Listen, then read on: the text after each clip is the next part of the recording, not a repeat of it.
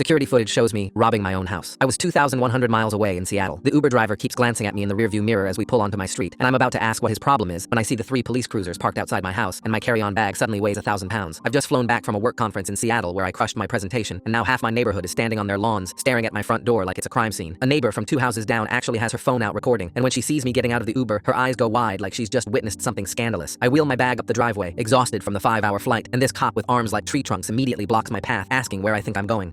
Into my house? I tell him, but he's already reaching for his radio, saying something about the suspect returning to the scene. The cop starts firing questions at me like I'm on trial. Where have I been? Can anyone verify my whereabouts? Do I have identification? I'm standing there in my wrinkled business clothes trying to explain I've been in Seattle since Sunday for a conference. He's not buying it. Sir, we have evidence you were here last night, he says, and I literally laugh because I was dead asleep in my hotel room 2,100 miles away after drinking overpriced whiskey with clients until midnight. But the officer isn't laughing. He's showing me something on his tablet, security footage from my own front door, and my blood freezes because that's definitely my face, but something's wrong. The person entering my house is wearing the blue conference lanyard around their neck, the same one that's in my pocket right now, the one I didn't receive until Monday afternoon at registration. Martinez asks me to turn around and put my hands behind my back, and suddenly I'm being arrested in my own driveway while my neighbors film everything. They put me in the back of the cruiser, and I watch through the window as 2 detectives in cheap suits walk out of my house. At the station, Detective Walsh looks like every burned out cop from every crime show. Coffee-stained tie, 3-day stubble, the works. And he's sliding photos across the metal table like he's dealing cards. Your security system automatically uploads to the cloud, he says, tapping the first image. The photo shows someone in a black hoodie walking through my front door, and it's absolutely my face. Same nose I broke playing basketball in college. Same scar above my left eyebrow from when I fell off my bike at 7. Even the same way I hold my shoulders slightly forward. That's impossible, I whisper. But Walsh is already showing me the next photo. Me, or whoever this is, methodically going through my living room, stuffing my laptop into a black duffel bag. I'm about to tell him to check that bag for prints when he mentions something that makes reality tilt. We have the duffel in evidence, pulled it from your garbage can out back. But here's the thing. I own exactly 1 black duffel, bought it at Target last year for gym clothes, and it hasn't left my closet in months. The same bag is somehow in my closet and in their evidence locker. Walsh pulls up more footage. The intruder knows exactly where everything valuable is hidden, doesn't even check the obvious places, goes straight for my emergency cash, my grandmother's jewelry in the bedroom closet, the signed baseball my dad left me. You could have easily rented a car, Walsh says, doing the math on a napkin, driven back here, robbed your own place for insurance money, then driven back to Seattle. They released me after 6 hours because, as Walsh explains with obvious disgust, you can't technically be charged with robbing yourself, and without evidence of insurance fraud, they've got nothing to hold me on. But here's the thing that makes me want to scream. I can't file an insurance claim because the police report says I'm the perpetrator. Can't report anything as stolen because officially I stole it from myself, and I'm out $3,847 in cash, plus everything else that's gone. I'm standing in my violated house, looking at the empty spaces where my things used to be, when my phone buzzes with a fraud alert from Chase. My credit card was used at a Shell station in Bakersfield at 11:47 p.m. I was still sitting in that interrogation room with Walsh staring at me like I'm some criminal mastermind. I send him the alert when he calls to follow up, and there's just silence on the other end before he said, That's not possible. The security company won't even refund this month's $49.99 fee. And I noticed something that makes my skin crawl. Whoever this was adjusted my thermostat to 72 degrees, exactly how I like it, and left a half-drunk glass of orange juice in the sink, just like I do. The footage is still on my phone, and I've watched it dozens of times now, and each time I see something new that's exactly me. The way they crack their knuckles before opening a door, the slight pause at the hallway mirror. I keep checking those impossible things and wondering how.